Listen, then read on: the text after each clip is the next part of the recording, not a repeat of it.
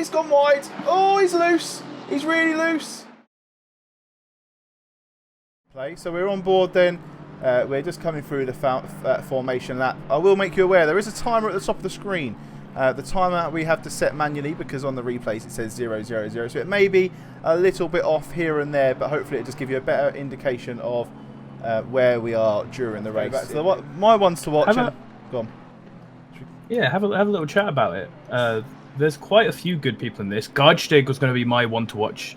His name literally has Stig in it. He's got to be good.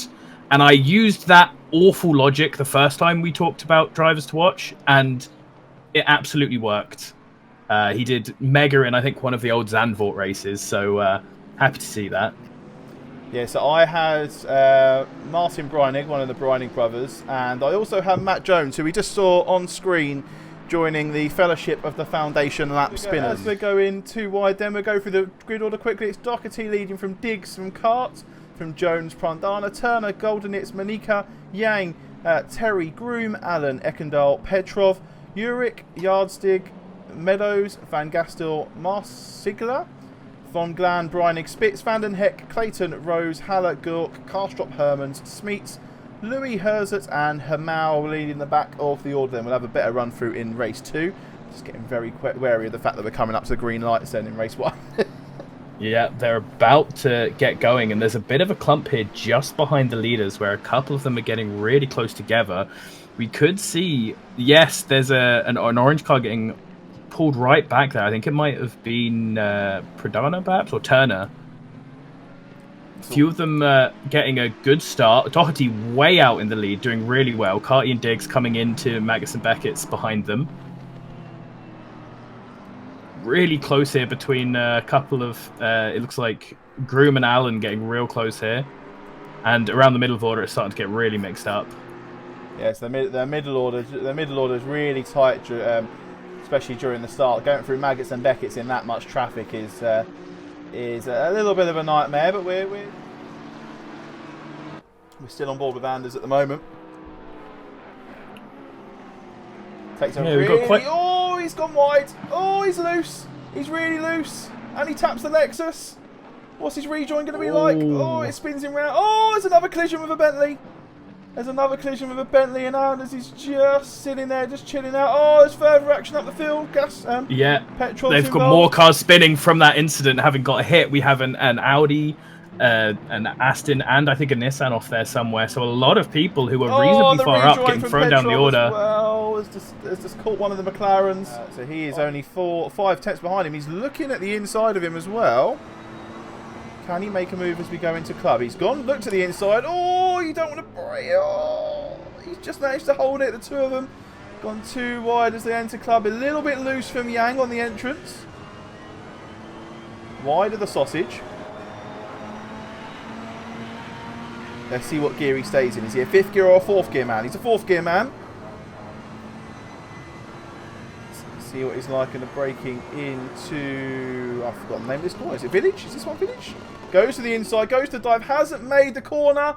Little spin. Is that from collision? Oh, no.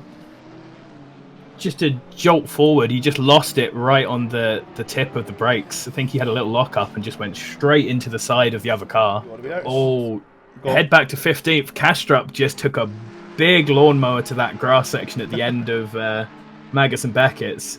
Dropped to position and is looking to lose another one again to this Ferrari, who just absolutely saws it on the inside.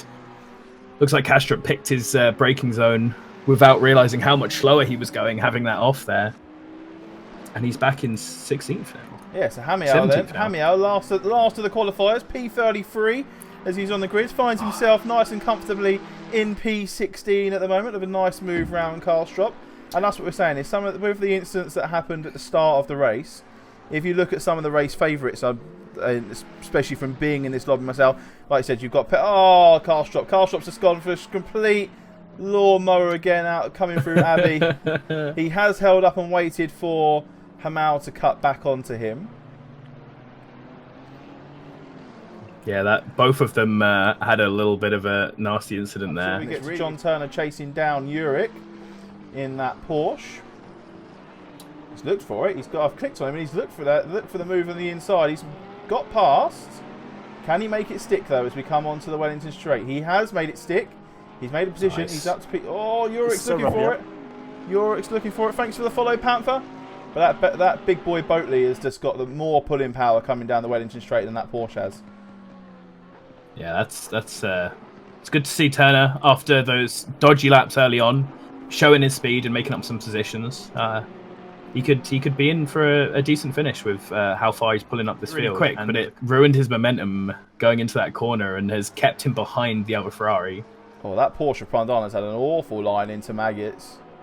Really brought Groom even closer to the back of him. Nice solid exit then. We're still on board with Yang as he's really close coming into Hangar Straight. Goes a bit wide. Groom drops the slipstream. And Yang makes it stick. Yang's past then. Actually, they're too wide. Yang's just got the inside. Yeah, they're too wide. They're going into Stowe. Nice braking there from Groom, but not quite enough. Yang off of the pedal first, and much better acceleration down that straight. Even catching up to the Porsche there, who looks like he's done the Porsche. The Porsche's gone. He's just eaten 2 and 1. That's mental. Let's go. I think that all stems back from Prandana. He had a really bad run out of Stowe. So we've got Doherty then. Doherty is coming round Brooklands, round Luffield then, and he's going to take round 1 victory then. Mike Doherty in the Aston Martin. Started on pole, finished P1. Absolutely blind. Him and Diggs had a fantastic battle in this race 1.